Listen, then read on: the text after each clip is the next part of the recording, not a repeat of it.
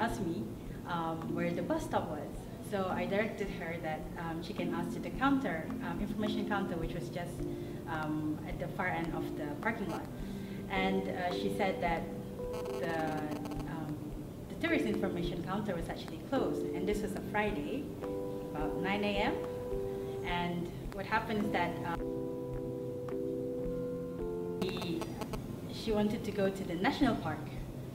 So the thing is, which caught me by surprise because I don't know what the national park was. So she showed me a brochure, and on the brochure, I was just flipping through, and it actually shows the Ulu Ulu Tumburong.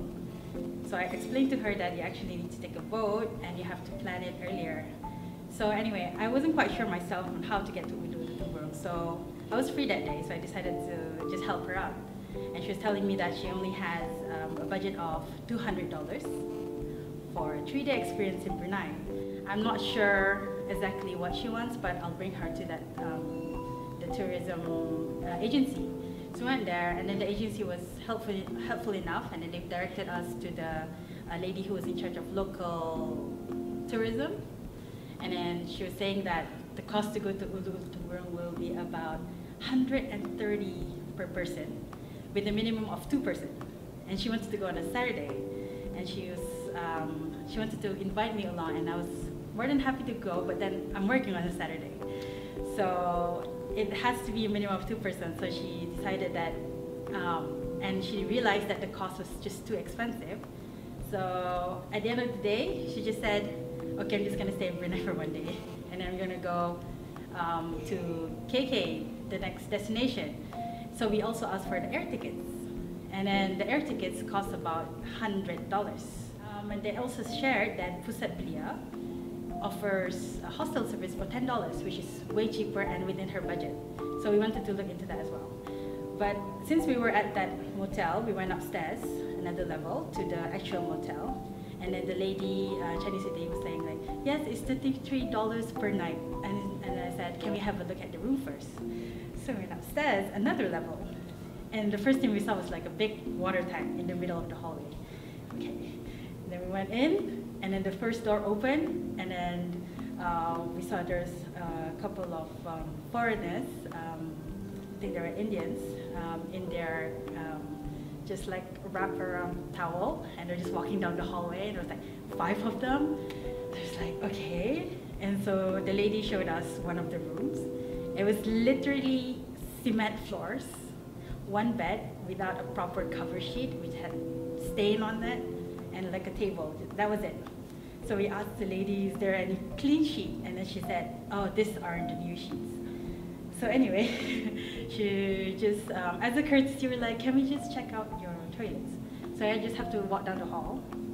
Towards the end of the lane, there were 4 doors, which were labeled ladies' toilet and male's toilet.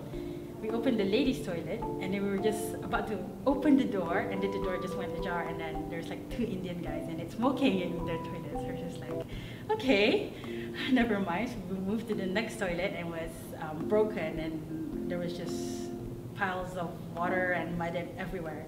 So we decided, okay, let's just look at Pusat Belia. So when we reached there, there was this guy who was just loitering around. He was saying, oh, the person who's in charge is already at the prayers.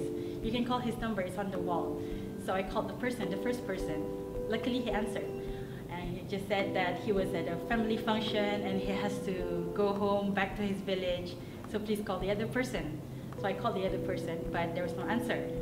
So what happened is she was actually very famished and hungry, since she just arrived Brunei around 9 and she haven't eaten yet. So I told her that nothing is open, like literally nothing is open. So to kill time, I brought her to Empire Hotel, just sightseeing, which she really, really loved, and she would like to come back to Brunei for that. So after we had secret recipe, we had Swenson's ice cream, and it was 2:30, so perfect timing. Called the person up, and then the person answered this time. He's like, oh, I'm actually at an event in Muara. Can you come back at 5:30? So I was like, is there any other way? Because she's really got to rest and all that. It's like, okay, just walk into the Pusat Belia. If you see any empty bed, just go there. So that's what I did. So brought her there. tried to find out the ladies section, found a bed which looked empty to us, and then literally just dumped her stuff there. And then after that, I left her there and then I showed her the direction to the bus stop that she can catch the next day. Definitely transportation. I mean, the taxi alone, for her, for example, she came from countries like Bangkok and KL where transportation was, even Singapore, transportation was so cheap. And then coming to Brunei, the change was so different. Even in terms of accommodation, she managed to find a cheap accommodation in Singapore for as low as $18.